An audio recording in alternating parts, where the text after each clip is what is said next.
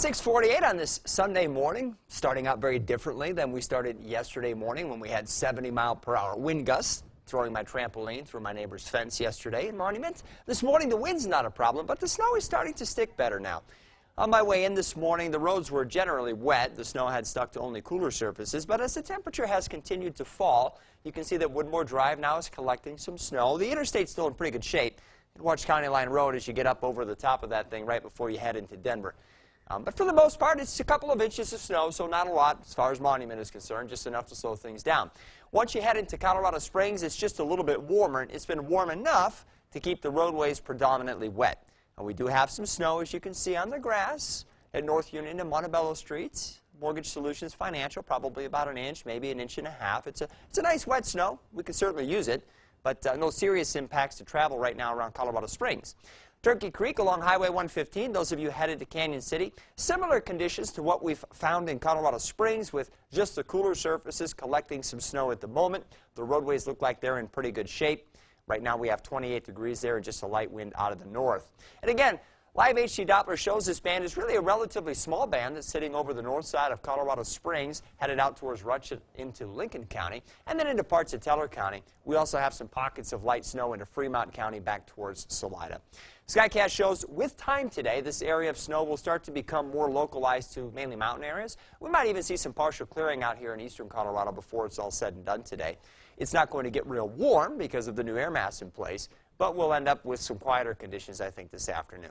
So while much of this has already fallen, for those of you that pick up a little bit of extra snow yet maybe in Teller County or in northern El Paso County, storm total accumulation should range from 1 to 3 inches in northern El Paso County to about 2 to 5 inches up in parts of Teller County. Once you hit Colorado Springs and head south and east, an inch or less. And everything there that does fall will only fall really and stick on the cooler surfaces.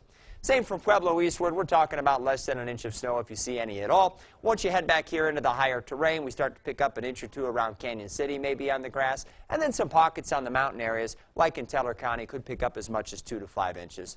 The heaviest snow with this will end up out here across the upper Arkansas River Valley into the central mountains, where we could pick up 4 to 8 inches, and that may also occur over the tops of the San Juan Mountains before this wraps up today.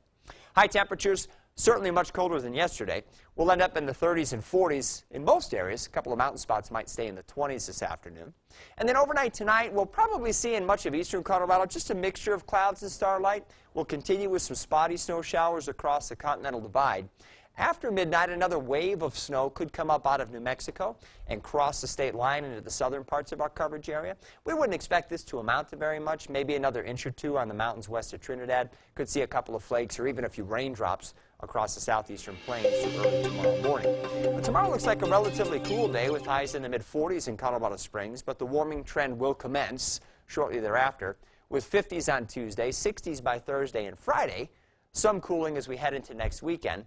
Problem out here towards the end of the week, once again, that wind is going to start to pick up and likely get pretty annoying. Hopefully not as bad as it's been recently in some areas, but it still looks pretty windy. Pueblo, I don't think you have to worry about a lot of snow today. A few flakes here and there shouldn't amount to much. We'll end up with 40s tomorrow, 50s on Tuesday, then 60s to near 70 as we move through the end of the week. So again, we get a nice big warm-up. Gets windy by Thursday and Friday. Probably stays windy on Saturday, which looks like a cooler day with highs back in the 50s. But right now, it doesn't look like we'll pick up any precipitation with that cooler air on Saturday. Canyon City, again, could pick up an inch or two on mainly cooler surfaces off and on this morning. Had a little bit of snow already last night. Hasn't stuck very well. Tomorrow we'll be in the 40s. We'll end up in the 50s on Tuesday, then 60s to near 70 through the end of the week.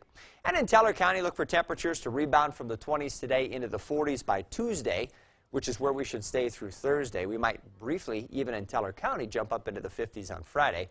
And then we'll see about cooling off a little bit for the weekend, which again looks maybe windy, but right now doesn't look like it's going to be snowy. So nice little snow event for us. You know, we've had some fire weather concerns. Anything we can put down is helpful. Yeah. It's not happening everywhere, unfortunately, but at least we're getting something. Exactly, exactly. And the drop in temperatures in the snow is nice for the Cripple Creek Ice Festival, right? They needed stop that. melting all the statues Exactly. and the sculptures that they have, yeah. Well, thanks, Marty. You're welcome. We'll take a look